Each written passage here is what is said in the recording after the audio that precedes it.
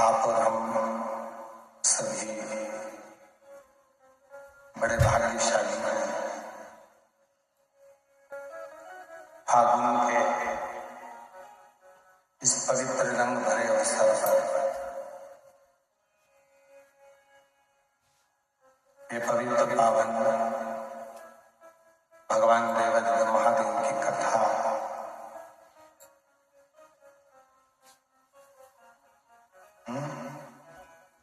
श्रवण करने का सौभाग्य प्राप्त हुआ। ये पवित्र अवसर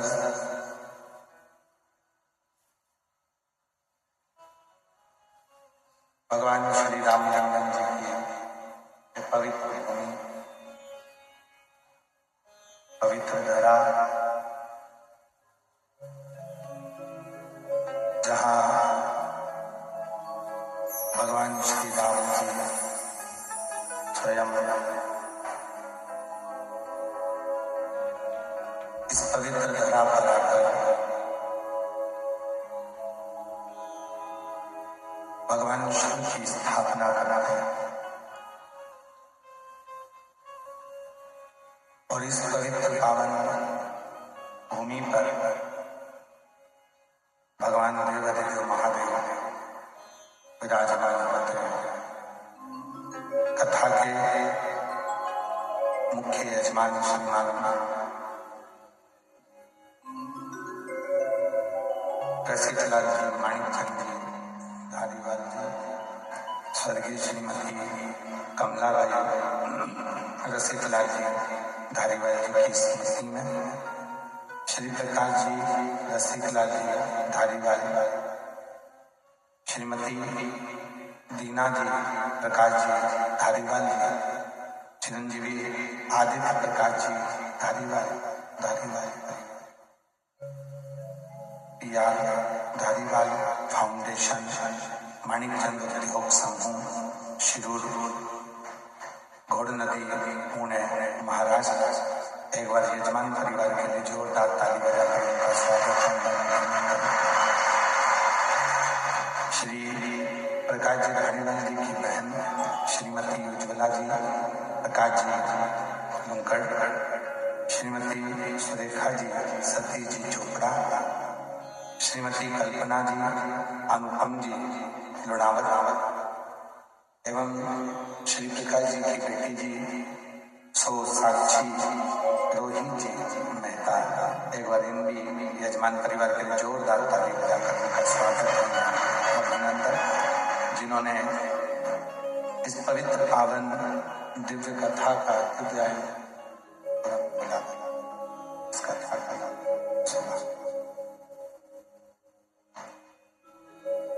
बड़े भाग्यशाली हैं आप और हम सभी, जो शिव जी की कृपा से, भगवान शंकर की करुणा से, उनकी उदारता से ये पवित्र पावन कथा को सुनने का सौभाग्य आपको प्राप्त हो।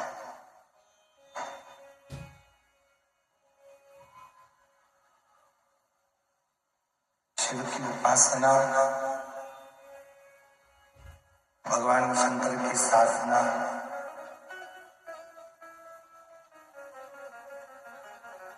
और भगवान शंकर की विरल भक्ति कहीं ना कहीं मुक्ति के पथ को निश्चित करती है।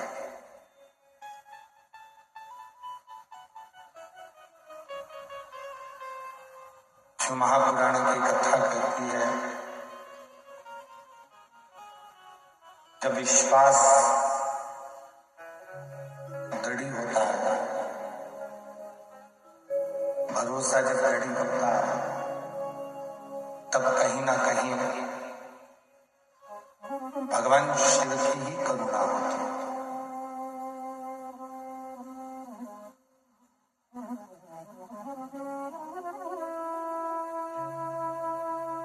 संसार से मुक्त हो जाना, संसार सागर को छोड़ देना एक अलग विषय है। पर संसार सागर में आने के बाद में मूर्ति को धारण कर कर मोक्ष पा लेना एक अलग विषय।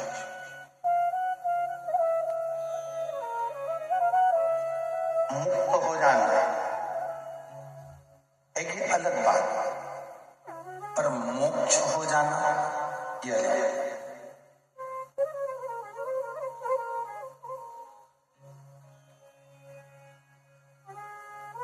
मुक्त होने के लिए केवल जो मानव का शरीर मिला है उस शरीर को छोड़ दिया तो मुक्त हो।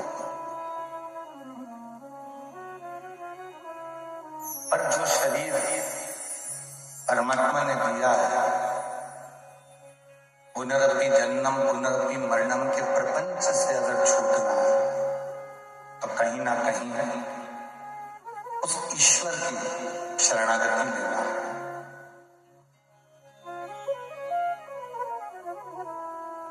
उस ईश्वर की शरणागति से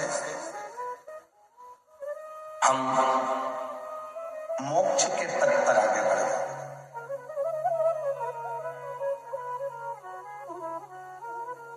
और मोक्ष का सबसे सुंदर अगर कोई तरीका है तो ये है कि दूसरे की पीड़ा है, उस पीड़ा को हम अपनी पीड़ा से, दूसरे का जो दर्द है उस दर्द को हम अपना दर्द समझें, दूसरे का जो कष्ट है उस कष्ट को हम अपना समझें, दूसरे की जो तकलीफ है उस तकलीफ को हम अपना समझें।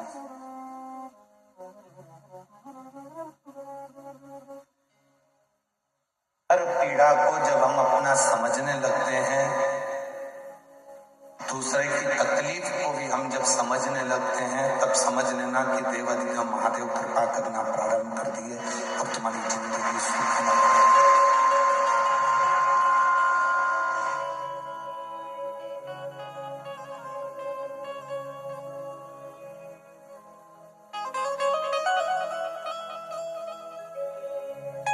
स्वयं खा लेना सुकृति है, छुड़ा कर खा लेना ये विकृति है। पर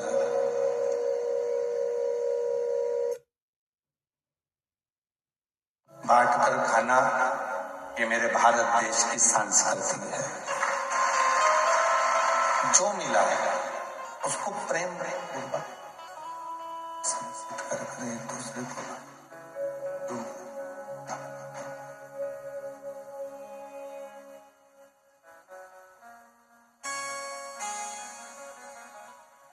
आज परिवार में जितने सदस्य रहते हैं हम उनके ही नहीं हो पाते।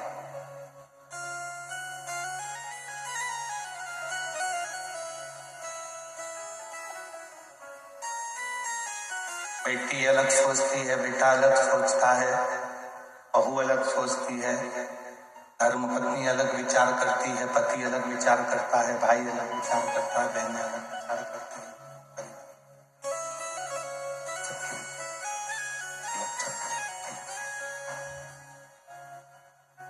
सबके विचार अलग, सबकी सोच अलग अलग चलती है।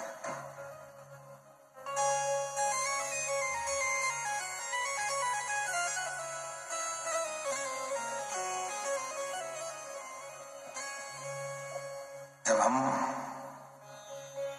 अपने परिवार के सदस्यों के साथ बैठते हैं और उनके बीच में बैठकर उनके विचारों का आदान प्रदान करते हैं, तो समाज में रहने का तरीका सीखते हैं।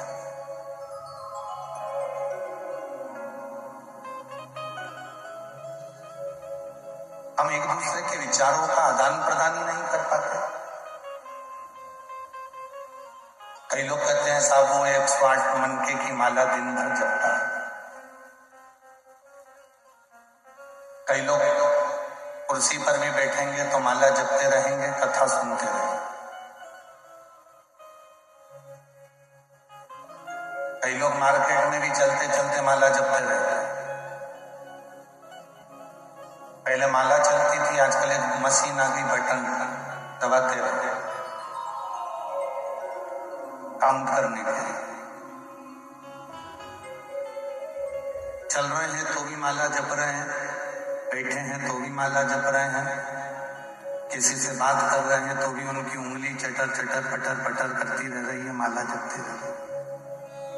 तो मशीन हो गया, मशीन से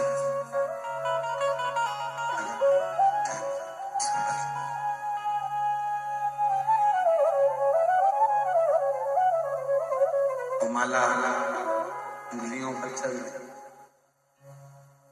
वो मशीन चल रही है।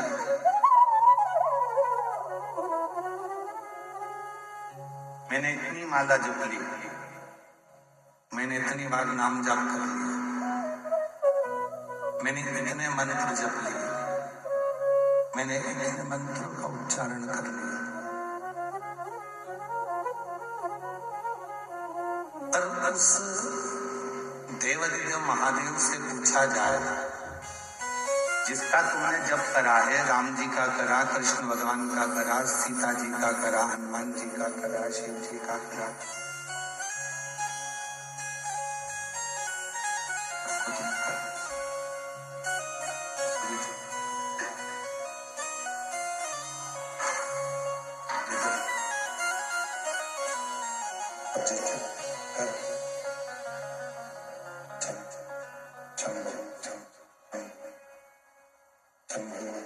तुम ही सेट कर दो।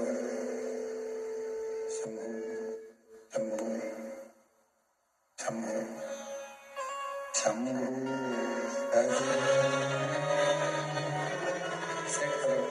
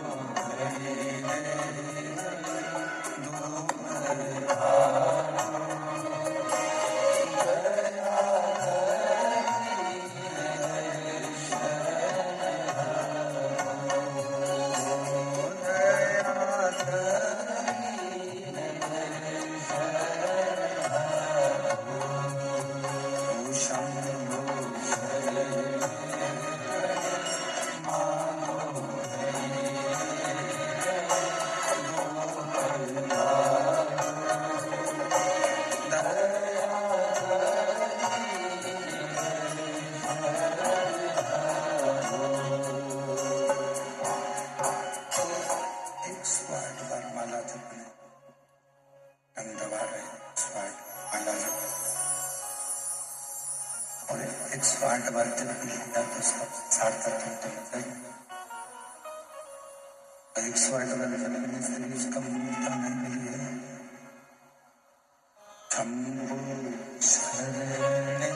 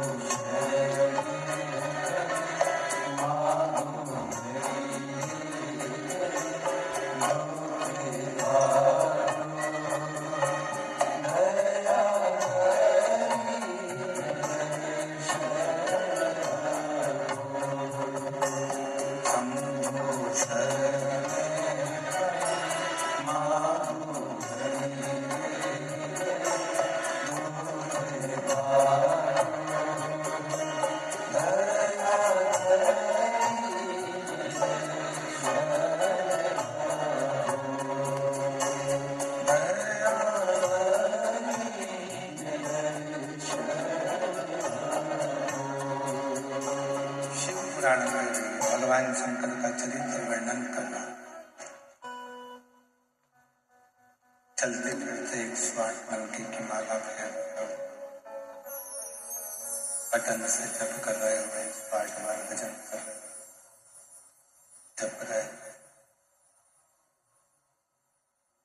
और उस परमात्मा से पूछा जाए, शिव से पूछा जाए जिसका तुमने भजन किया, जिसका तुमने स्मरण,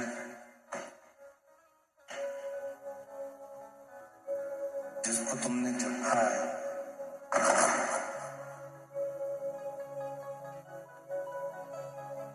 जिसका तुमने स्मरण किया, जिसको तुमने जपा, उससे पूछे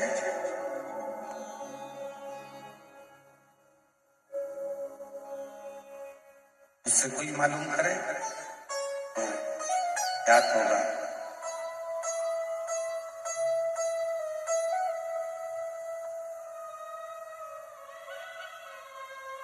कि हम चलते फिरते भजन किए हैं, चलते फिरते तो जपते हैं। शंभु शरण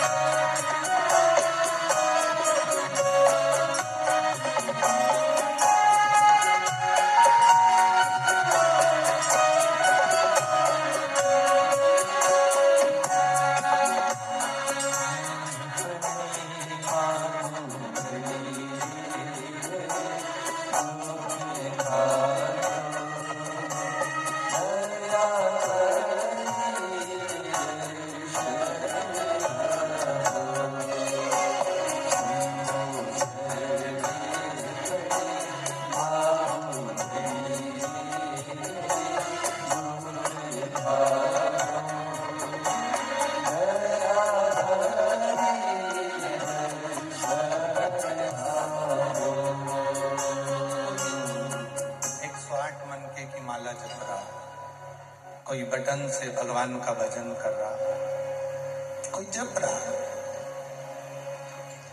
चलते फिरते भगवान का नाम ले रहा है, जप रहा है, या 108 बार भगवान का भजन कर रहा है। अब कहीं कहीं देखने को मिलता है कि वो बात भी कर रहा है और मन का भी चल रहा है। वो सीरियल भी देख रहा है और मन का भी चल रहा है। तो कोई मेरे राम जी से पूछे, कोई मेरे भगवान कृष्ण से पूछे, कोई मेरे भगवान शिव से पूछे, कोई भगवान श्री दत्त से पूछे, कोई श्री स्वामी समर्थ जी से पूछे, कोई हरि विठल जी से पूछे कि इतनी देर से माला जप रहा है, इसके जपने में कितने मन के, कितनी माला के मन के नग आपने स्वीकार किए? तो कहा केवल माला फेरने से भगवान नहीं मिला। शिव महापुराण की कथा कहती है, जिसने मन को फेर लिया, माला के साथ अपने मन को जो भगवान की ओर फेर लेता है, भगवान की ओर ले जाता है, तो समझो कि भगवान ने कृपा करना प्रारंभ किया। तो समझो कि भगवान करुणा कर रहे हैं। हम मन के तो फेरे जा रहे हैं, माला तो जपी जा रही है, पर मन को हम फेर नहीं पा रहे।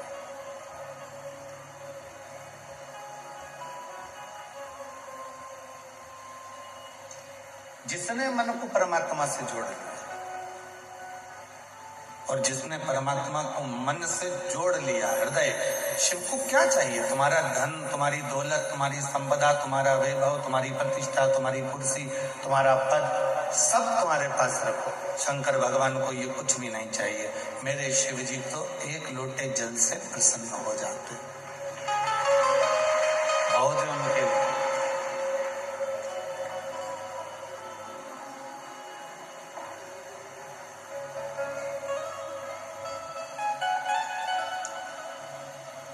और किसी भी पुराण में, किसी भी शास्त्र में ये नहीं लिखा कि भगवान को इतनी संख्या में इतनी चीज देना पड़े।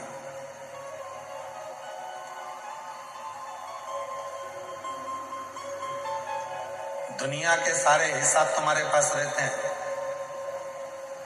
मैंने आज भगवान शंकर को 108 बिलपत्र चढ़ाई, आज मैंने शिव जी को 108 चावल के दाने चढ़ाए, हिसाब रखा तुमने।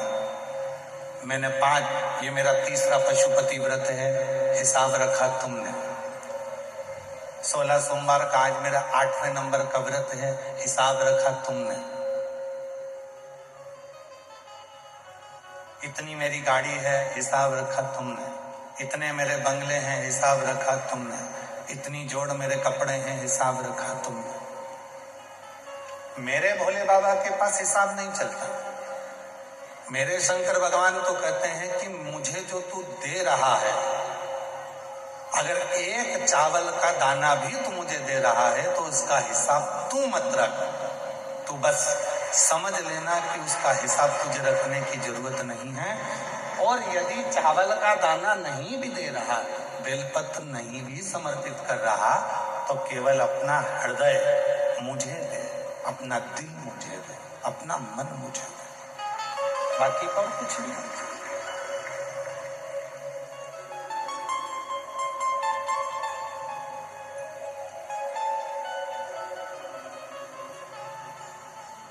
और कुछ चाहिए भी नहीं, केवल मन आपका शिव में लगे।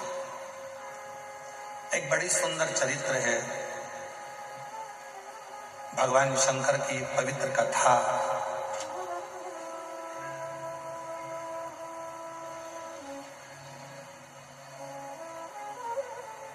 तमिलनाडु में दक्षिण में एक शिवजी का मंदिर है, मासीला मनीश्वर महादेव।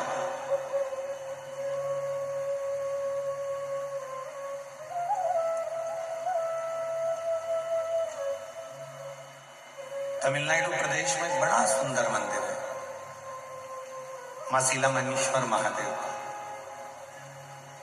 कभी आप उस मंदिर का दर्शन करने के लिए पहुंचे हैं, कभी वहां पर आप दर्शन करने के लिए जाएंगे तो भगवान नारायण का बरहा अवतार तो आपने देखा है।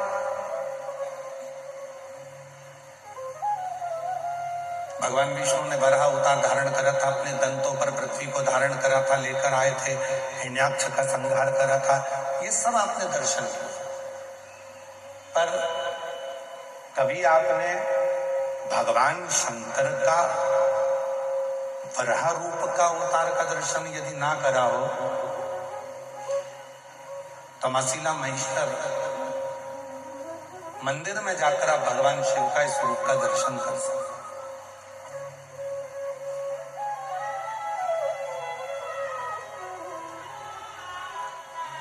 कि शिव करुणा कैसे करते हैं,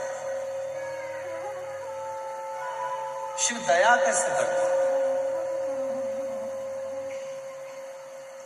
भगवान शंकर की करुणा और दया कितनी प्रबल है, कितनी प्रखर है।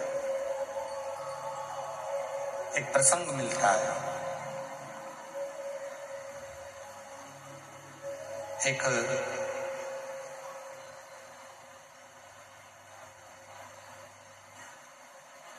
इस पवित्र मंदिर में, मासीला मनीश्वर महादेव मंदिर में भगवान शंकर का जो प्रतिबिंब है, भगवान शंकर का जो स्वरूप है, वो एक वराह रूप है, एक शुकर रूप है। और शुकर में भी नारी 12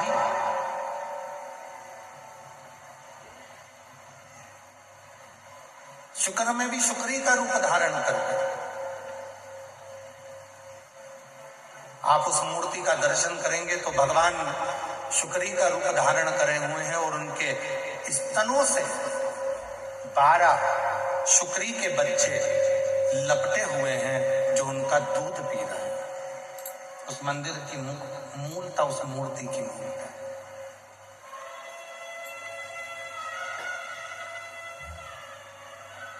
कभी तमिलनाडु प्रदेश में जाएं तो भगवान शिव के इस रूप का दर्शन करें।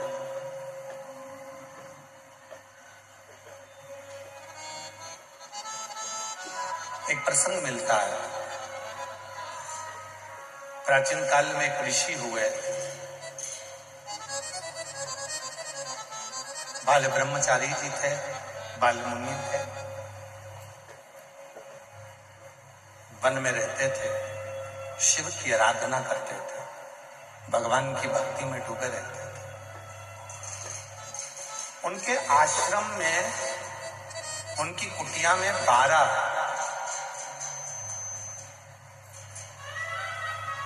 बच्चे छोटे छोटे निवास करते थे जिनको वो विद्याध्ययन कराते थे, वेद पढ़ाते थे। और बड़े भाव से जब बच्चे वेद पढ़ने के लिए उनके आश्रम में आते थे, जब वेद पढ़ने के लिए उनके पास पहुंचते थे तो वो 12 बच्चों से ज्यादा अपने पास में एक भी बच्चा नहीं रखते थे और सारे बच्चों को घर भेजते थे। रखते थे तो केवल 12।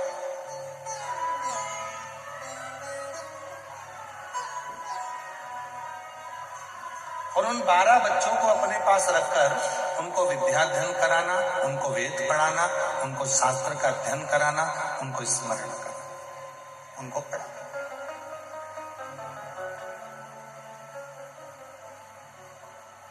अब वो जो 12 बच्चे बाहर रहकर वेद का अध्ययन कर रहे हैं, पढ़ाई कर रहे हैं, एक दिन गुरुजी ने उनको बुलाया, बालमुनि जी ने उनको बुलाकर कहा, देखो तुम मेरे पास में विद्या अध्ययन करने के लिए आए हो, पर मेरा एक निवेदन स्वीकार करना। तुम वेद पढ़ो, शास्त्र पढ़ो, अध्ययन करो, सब कुछ करो, मना नहीं है, पर सबसे पहला काम करना, यदि वेद पढ़ना है, विद्या अध्ययन करना है, पढ़ाई करना है, तो मेरे पास रहने वाले एक एक बच्चे ध्यान करना कि किसी भी शिव भक्त की कभी निंदा मत करना, किसी शिव भक्त की कभी हंसी मत उड़ाना, किसी शिव भक्त के लिए कभी अपमानजनक शब्द मत कहना, कभी शिव भक्त के लिए आड़ा टेढ़ा मत, कभी भी।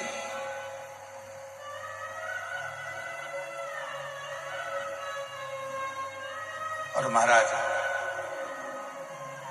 जितने बच्चे बैठे थे सारे बच्चों को समझा दिया कि किसी शिव भक्त का अपमान मत करना, किसी शिव भक्त के लिए आराधना मत करना। कभी शंकर का कोई भक्त है, हम तो यहाँ तक मेरी जीजियों से कहता हूँ, मेरे जीजाओं से कहता हूँ, मेरी बेटियों से, बेटाओं से, मेरे बुजुर्ग माता पिता से निवेदन करूंगा, आपसे भी निवेदन करूंगा, जितने शिरूर की पवित्र धरा पर बैठकर, इस पवित्र प्रांगण में बैठकर शिव महापुराण की कथा का लाभ ले रहे हैं, उनसे भी निवेदन है, यदि तुम्हारे घर के पास का कोई व्यक्ति हो, तुम्हारे घर के पास में कोई मेरी जीजी हो, जीजा हो, कोई बेटी हो, बेटा हो, शिव जी के मंदिर में जाकर यदि भगवान का भजन कर रहे हैं, शिव जी के मंदिर में जाकर स्मरण कर रहे हैं, शंकर जी के मंदिर में जाकर यदि एक लोटा जल चढ़ा रहे हैं, तो निवेदन है उनकी कभी हंसी मत उड़ाओ, क्योंकि आप इस कथा को जब सुनेंगे तो आपको लगेगा कि शंकर के भक्त की हंसी उड़ाने का या शिव के भक्त पर आक्षेप करने का कितना कितना भोगना। और फिर वही बात आ गई, मत बुरे कर्म कर मन वरना पछताए, भगवान की आंखों से बच नहीं पाएगा, तू बच नहीं पाएगा। अरे ओ अज्ञानी मत कर नादानी, अरे ओ अज्ञानी मत कर नादानी, तेरे कर्म का तो ही पाएगा, जैसा किया तूने तेरे आगे आएगा। मत बुरे कर्म कर वरना पछताएगा, भगवान की आंखों से बच नहीं पाएगा, तू बच नहीं पाएगा। अरे ओ अज्ञानी मत कर नादानी, अपने कर्म का भोग अपने को भोगना। हमने फिर निवेदन करा था पहले भी, आज फिर करा है, अपने हाथ में खुजाल चली है तो उसको हमें खुजाना है, हमको छींक आई है तो हमको चीखना है। छींक तुम्हें आ रही है और तुम बाजू वाले को कोनी मार के कह रहे छींक छींक, तो उसके छींकने से तुमको फर्क पड़ेगा क्या? जम के तो बोलो, फर्क पड़ेगा नहीं। खांसी तुमको आ रही है, खांस तुम रहे हो और पड़ोसी से करो खांस खांस, पड़ोसी खांसेगा तो क्या तुमको फर्क पड़ेगा? नहीं। याद रखना, अपनी छींक अपने को छींकना है, अपनी खांसी अपने को खांसना है, अपने सिर में दर्द हुआ तो गोली अपने को खाना है। सिर दर्द तुम्हारा हो रहा है और पड़ोसन को गोली खिला रहे, ये नहीं हो सकता।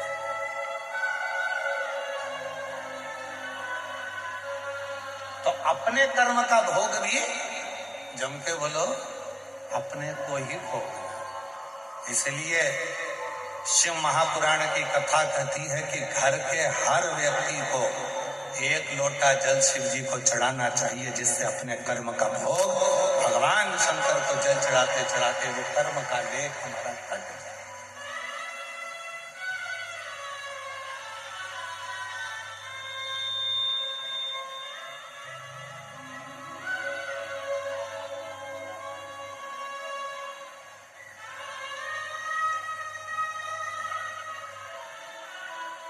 आज घरों में बहुत बड़ी उलझन खड़ी हो गई।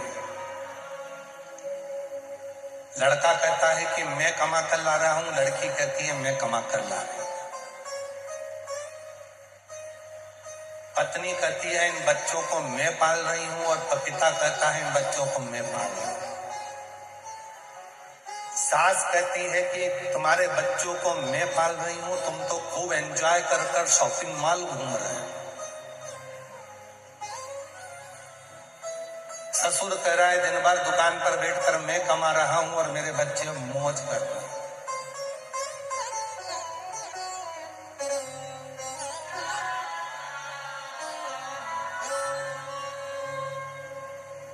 यदि शिवजी और पार्वती जी से पूछा जाए कि सबसे सुंदर दाम्पत्य जीवन जीने का तरीका क्या है, सबसे सुंदर दाम्पत्य जीवन जीने का तरीका क्या है, घर में सुखी रहने का सबसे सुंदर तरीका क्या है, कोई ऐसा फार्मूला बता दिया जाए कि हमारे घर में सुख आ जाए और हमारा दाम्पत्य जीवन भी सुखी हो जाए, तो शिव पुराण कहती है उस दाम्पत्य जीवन को और परिवार में सुख पाना चाहते हो तो उसके लिए मैं और मेरा का त्याग कर दो, एक शब्द घर में लेकर आ जाओ, हम जो कुछ भी कर रहे हैं हम सब कर रहे हैं। कोई दूसरा पत्नी के मैं कर रही, पति के मैं कर रहा, सास के मैं कर रही, ससुर के मैं कर रहा, बहन के मैं कर रही, भाई के मैं कर रहा, बेटी के मैं कर रहा, बेटा कहे मैं कर रहा।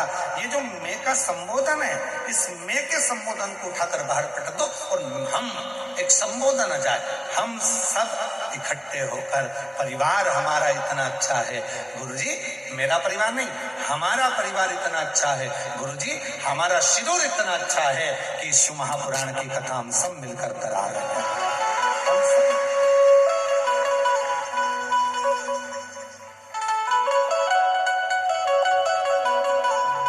और प्रभु आपकी कृपा से सबका भोले आपकी कृपा से सबका करते हो भोले बाबा, मेरा नाम हो रहा है, करते हो भोले बाबा, मेरा नाम हो रहा है, भोले आपकी कृपा से सबका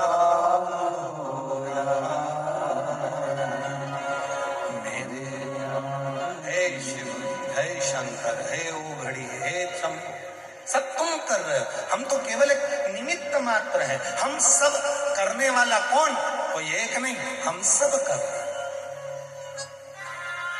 सब।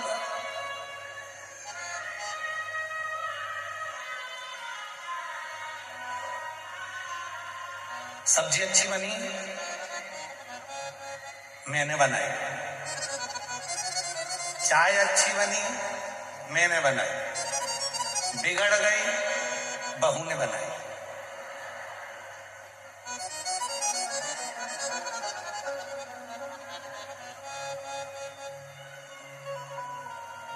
बहू कौन है, तुम्हारे घर की, तुम्हारे बेटे की पत्नी। अगर उस पर इल्जाम लगा भी दोगे तो बदनामी किसकी होगी, तुम्हारी।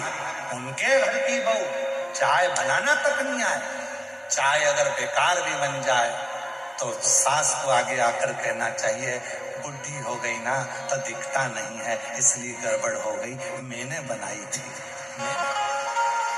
और जब चाय अच्छी बन जाए तो घर की बुजुर्ग माँ आकर कह दे, बहुत प्रेम से बोल दे, भले सास ने चाय बनाई हो पर घर का बुजुर्ग व्यक्ति आकर कह दे मेरी बहू इतनी अच्छी आई है, उसको सब बनाना आता है। भले सास को मालूम है कि बेवकूफ बनाना आता है, फिर भी वो कह दे कि सब कुछ बनाना, फिर भी बहुत अच्छी है, उसे सब आता है,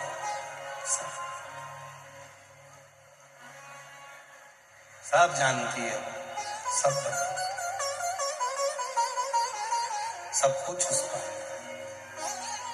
भले नहीं आए पर बुजुर्ग घर की माँ ने, घर के बुजुर्ग व्यक्ति ने अगर उसकी तारीफ कर दी तो जितने बैठे हैं ना सब बहू की तारीफ करना प्रारंभ कर देते सब।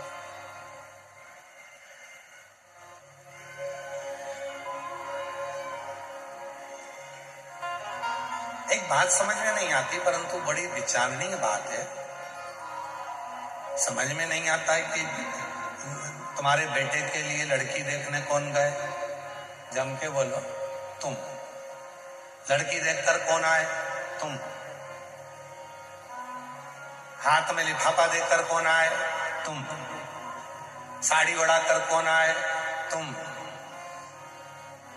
इतने जब वो लड़की देखी तो इतने इतने इतने इतने उसके इतने व्याख्यान करे, बहन मिलने आई, इतनी जोरदार लड़की मिली है, बहुत आदर करती है, बहुत सम्मान करती है, बहुत अच्छी है, पढ़ी लिखी है, आदर करती है, बहुत मर्यादा में रहती है।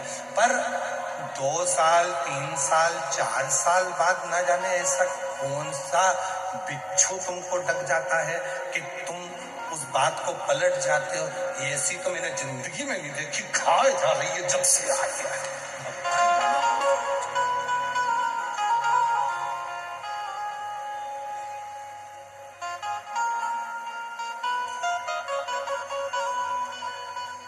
तुम्हारे जैसा पलटू लोग नहीं देखा हमने संसार।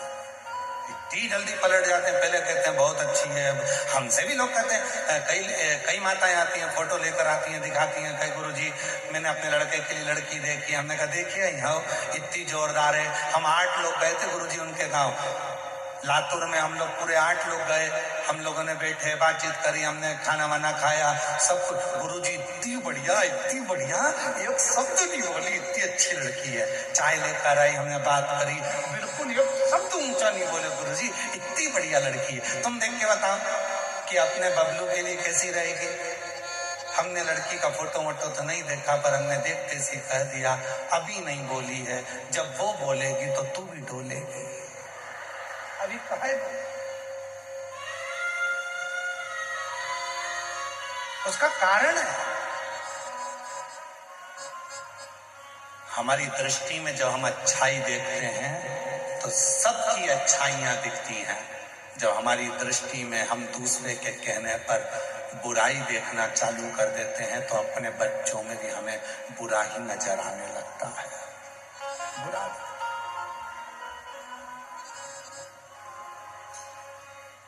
शिव जी के कितने नेत्र हैं? जम के बोलो। सिंदूर वाले बोलते हैं कि नहीं बोलते? यार आवाज आना चाहिए जम के। शिव जी के कितने नेत्र हैं? आपके कितने हैं? गलत बात है। ब्रह्म लोक के देवता ब्रह्मा जी, वैकुंठ लोक के देवता भगवान विष्णु, मृत्यु लोक के देवता भगवान शंकर।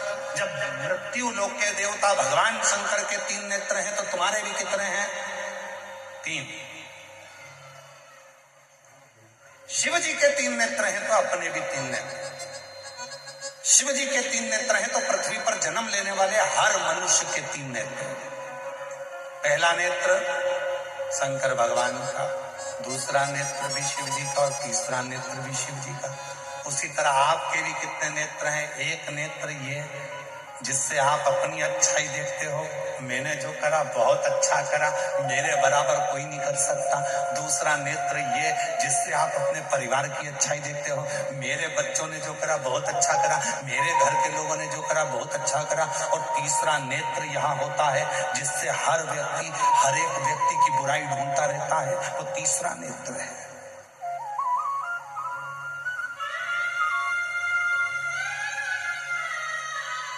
तीसरा नेत्र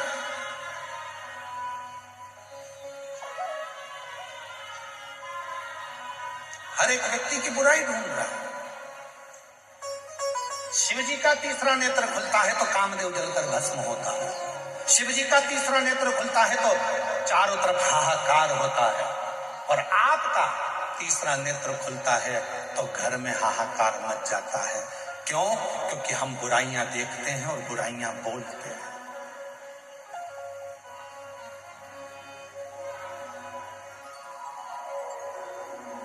आप सबको खुशी होना चाहिए कि भारत की भूमि पर छत्तीसगढ़ में एक गांव ऐसा है जहां निंदा करने पर 5,000 रुपए का जुर्माना है।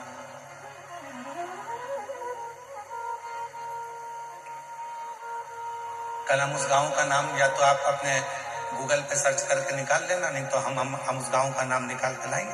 भारत की भूमि पर छत्तीसगढ़ प्रदेश में एक गांव ऐसा है जहां पर एक निंदा किसी ने करी थी, वो निंदा इतनी फैलती गई, चुगली फैलती गई, निंदा फैलती गई, गांव में लड़ाई हो गई, आपस में दो परिवारों में लड़ाई हो गई, परिवार में फूट डल गई। जो परिवार एक साथ रहता था, एक जगह रोटी खाता था, एक जगह बैठते थे, एक दूसरे के कपड़े भाई पहन लेते थे, उस परिवार में जरा सी बात का बतंगड़ बन गया, निंदा चुगली का बतंगड़ बन गया, और चुगली और निंदा ने पूरे गांव को, परिवार को तोड़ दिया। तो गांव के लोगों ने निर्णय देकर, सरपंच ने पंचायत में निर्णय दे दिया कि हमारे गांव में अगर कोई चुगली निंदा करता हुआ पाया गया तो उसको 5,000 रुपए का दंड देना पड़ेगा। वहां गांव की नीति बन गई।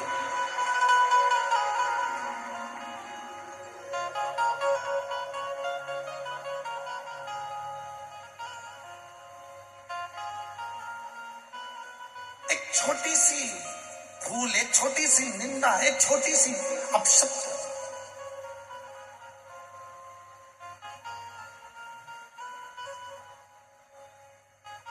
एक दूसरे को तोड़ा जा रहा,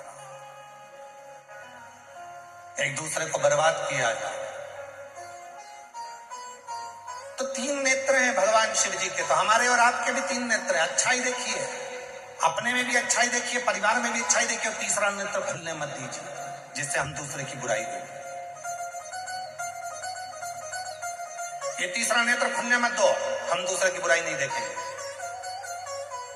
बहुत बढ़िया, क्या जोरदार कार्यक्रम हो रहा है, बहुत सुंदर, खूब आनंद हो रहा है। इतने विशाल विशाल पंडाल लगाए गए हैं, भक्त भरे पड़े हुए हैं, कितनी दूर दूर से लोग पैदल चलकर आ रहे हैं, खूब आनंद से कथा का रस तत्व ग्रहण कर रहे हैं, बाबा से अपने मन की बात कर रहे हैं। अच्छा ही देखो, अच्छा श्रेष्ठ।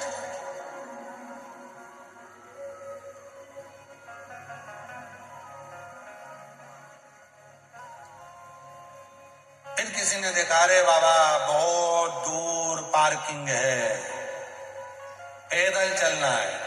अब तुम्हें कौन बताए, महाभारत की कथा यदि तुमने पढ़ी हो, वेद व्यास जी ने वर्णन किया है महाभारत की कथा में।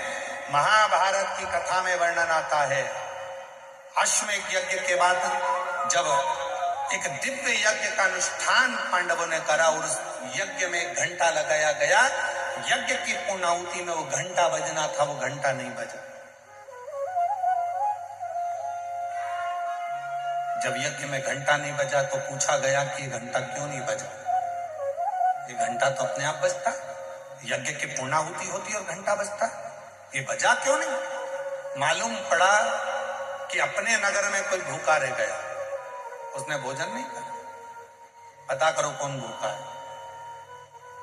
अर्जुन, नकुल, सहदेव, भीम, युधिष्ठिर ने मालूम करा तो एक संत कुटिया में बैठे थे। बाबा आपने भोजन किया? नहीं। भंडारे में क्यों भोजन नहीं किया? नहीं नहीं नहीं, मैंने भोजन नहीं। क्यों नहीं करते? इसलिए नहीं करता कि मुझे 108 अश्वमेध यज्ञ का फल जब पांडव देंगे तो मैं उनके घर में भोजन करूंगा। पर पांडवों ने तो एक ही यज्ञ करा है, तो 108 अश्वमेध यज्ञ का फल कैसे देंगे? उनके पास 108 अश्वमेध यज्ञ का फल नहीं है, तो मैं भी भोजन नहीं करता। नहीं बाबा, आपको भोजन करना पड़ेगा, भोजन करोगे तो ही तो घंटा बजेगा। चलो, बाबा नहीं करा। द्रौपदी के कानों में शब्द पहुंच गया कि एक बुजुर्ग बाबा बैठा है, एक सन्यासी बैठा है, और वो बोल रहा है 108 अश्वमेध यज्ञ का फल दोगे तो मैं तुम्हारे यहां भंडारे में भोजन करूंगा। द्रौपदी कहती है चलो, मैं लाती हूं बाबा को पकड़। चलिए, द्रौपदी चली, दासियां चप्पल लेकर आई, पादुका द्रौपदी ने नहीं पहनी। रथ लाया गया, द्रौपदी रथ पर नहीं बैठी, पैदल चली, नंगे पांव। बाबा ने कहा क्या बात है, आप चलकर भोजन करिए।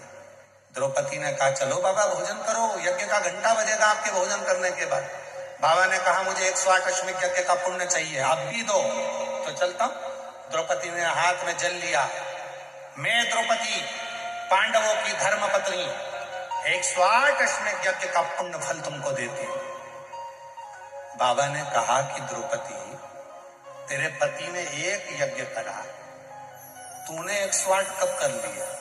द्रौपदी कहती है बाबा, हमारे वेद और शास्त्र कहते हैं जितने कदम चलकर हम शिव पुराण तक पहुंचते हैं, जितने कदम चलकर हम संत के दरवाजे तक पहुंचते हैं, जितने कदम चलकर हम शिवालय तक पहुंचते हैं, उतने अश्वमेध यज्ञ अपनी जिंदगी के कर लेते हैं। उतने अश्वमेध यज्ञ आपके दरवाजे तक आने में मैं 5000 कदम चलकर आई हूं। मैंने 5000 अश्वमेध यज्ञ करे हैं, इसलिए मैं तुम्हें 108 अश्वमेध यज्ञ का पुण्य फल देती। संत ने लिया, उठे, चले, भोजन किया, घंटा बजा। अब कोई अच्छाई देखना हो तो लोग अच्छा देखें, अरे इतनी दूर पार्किंग कर दी, कोई बात नहीं, बाबा तुम्हारे चलने से यज्ञ करवाना चाहता है, उस यज्ञ का पुण्य तुम्हें देना चाहता है। कोई कष्ट होगा, कोई दुख होगा, कोई तकलीफ होगी, चले, एक पत्र है, अच्छा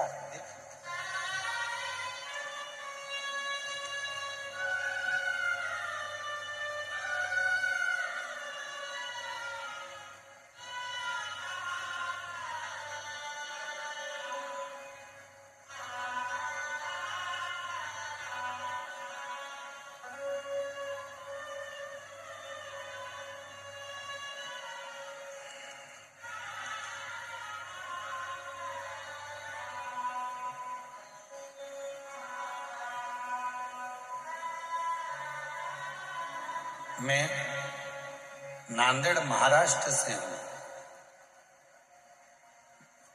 नाम पढ़ो, जरा नाम पढ़ो। रूपाली गणेश, क्या लिखा है? राखेवार। पत्र एलईडी पर पत्र पढ़ चल रहा है? नहीं चल रहा, क्यों?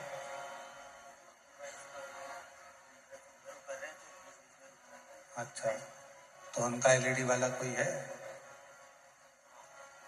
तो उसको बोलना पत्र कैच करेगा, ठीक है?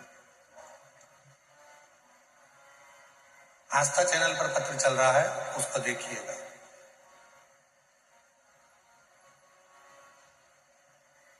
रूपाली गणेश राखेवार, नांदेड़ महाराष्ट्र से। कहीं बैठे हो तो हाथ हिला सकते हैं, अगर कहीं बैठे हो तो हाथ हिला सकते हैं। रूपाली गणेश राखेवार, नांदेड़ महाराष्ट्र से। कहीं बैठे हो तो हाथ हिला सकते हैं, और आए हो तो बेलपत्र लेने के लिए आ सकते हैं।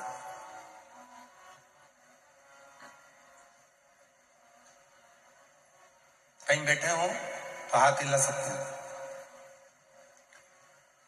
चरणों को प्रणाम करता हूं। मैं नांदेड़ महाराष्ट्र से हूं। मेरी बेटी रूपाली राखेवार, उसको सन 2023 में कैंसर हुआ था। कैंसर का इलाज हमने डॉक्टरों से करवाया। इलाज के दौरान डॉक्टरों ने मना कर दिया कि इसको कैंसर समाप्त नहीं होगा। मन हार गया। आखिरी में हमने डॉक्टर से कहा कि आप केवल दवाइयां दो और इसका इलाज करो। हम आपको शिव मानते हैं, बाकी का तो भोलेनाथ देखेगा। दवाइयां चालू करी, हम लोग सीहोर पहुंच गए। वहां से हमने रुद्राक्ष लेकर आ गए। बेटी को, महादेव को उस जल को अर्पण करना और जल पिलाना शुरू करा। डॉक्टर के हिसाब से उसका कैंसर खत्म नहीं होना था, पर आज मैं बाबा के दरवाजे पर प्रणाम करने आया हूं कि मेरी बेटी के जीवन में जो कैंसर आया था, उसने वो कैंसर को हरा दिया और कैंसर खत्म हो गया। बाबा, मैं अपना कहूं, मैं उसका बाप हूं, पिता हूं, पर मैं इतनी शराब पीता था कि दिन रात शराब के नशे में रहता था। पर बाबा, जिस दिन से मेरी बेटी का कैंसर खत्म हुआ और बाबा पर मुझे भरोसा हुआ, उस दिन से मैंने शराब पीना बंद कर दी और आज लगभग 2 साल हो गए शराब को हाथ नहीं लगाया। बाबा, मेरे परिवार में खुशियां मेरे शिव जी की कृपा से आई हैं। मेरे साले को भी कैंसर हुआ, और बाबा शिव जी पे चढ़े हुए जल से आज मेरा साला भी ठीक हो गया। मैं बाबा को यहाँ नमन करने के लिए पहुंचा। एक विश्वास,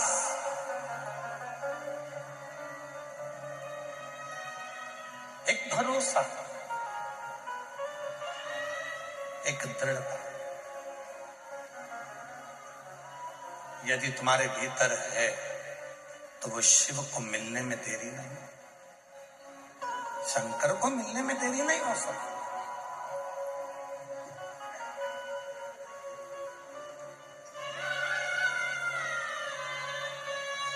और मेरा निवेदन है, गणेश राखेवार जी आपको सही बताए ना, आपको तो कैंसर से भी बड़ी बीमारी है दारू का नशा, मदिरा का नशा। और आपने जो नशा छोड़ा है उससे सुंदर कुछ नहीं संसार में। आपको उसके लिए हम धन्यवाद देते हैं।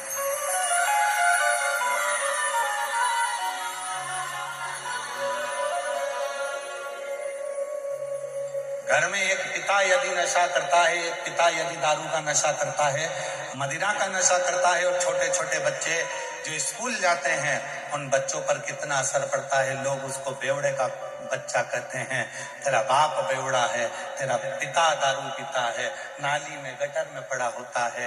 एक बेटा बेटी को कितना सुनना होता है, जरा विचार करिए। थोड़ा सा सब्र, थोड़ा सा एक विश्वास दृढ़ करिए। और जब भरोसा दृढ़ होगा तो शिव को मिलने में देरी नहीं लगेगी, शिव मिलेगी।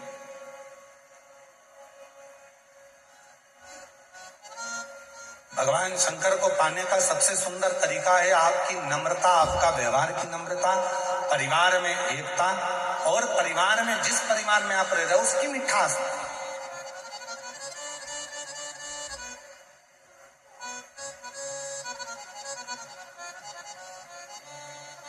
जाओ शिवालय में एक लोटा जल चढ़ाओ, और साथ में उस पर भरोसा पूर्ण।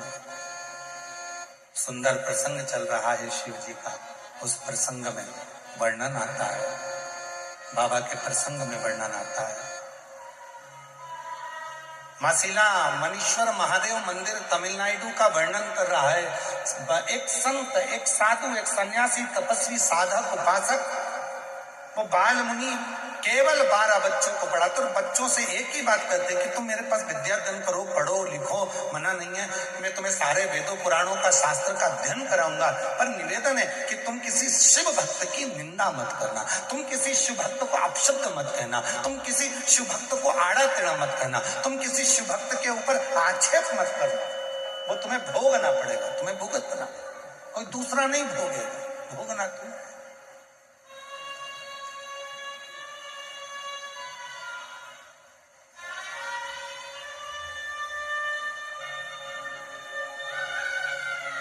करो इस 12 बच्चों ने हाँ भाई ठीक है।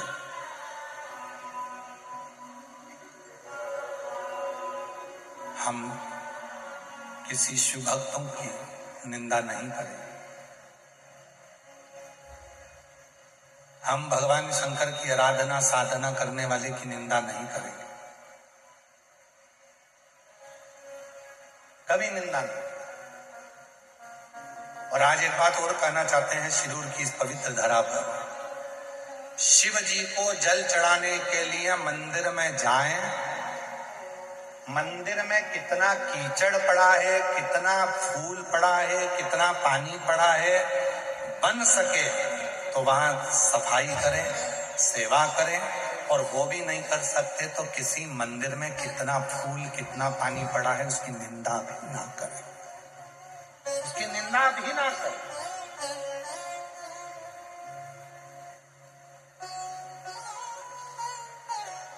बन सके तो अच्छा। फिर वही बात होगी, 3 नेत्र में एक नेत्र को बंद रहने दो, हमें बुरा नहीं देखना, हमें बुरा नहीं बोलना, हमें बुरा नहीं सोचना, हमारी बुद्धि से सब अच्छा देखिए, सब अच्छा।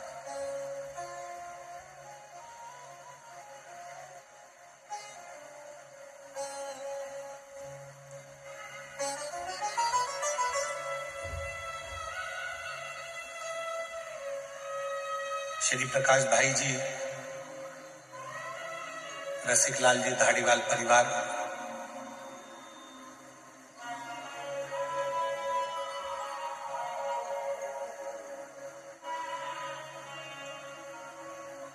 जब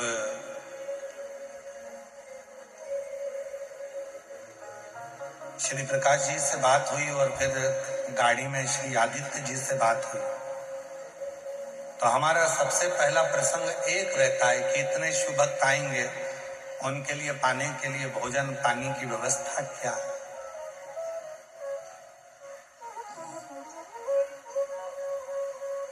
श्री आदित्य जी ने गाड़ी में कहा कि गुरुदेव, प्रकाश जी ने भी बड़ी सुंदर बात हमें, हम जब आ रहे थे तो उनकी जो फैक्ट्री है वहां रुके, और फैक्ट्री पर रुककर जब हम यहाँ आए तो उन्होंने बताया कि गुरुदेव, जहां पर भोजनशाला चल रही है, भोजन की जहां व्यवस्था करी गई, पूरी भोजनशाला, किसी को कंकर मिट्टी में बैठकर भोजन ना करना पड़े, उसके लिए पूरी भोजनशाला को कंक्रीट कर उस पर भोजनशाला बनाकर उस पर भोजन।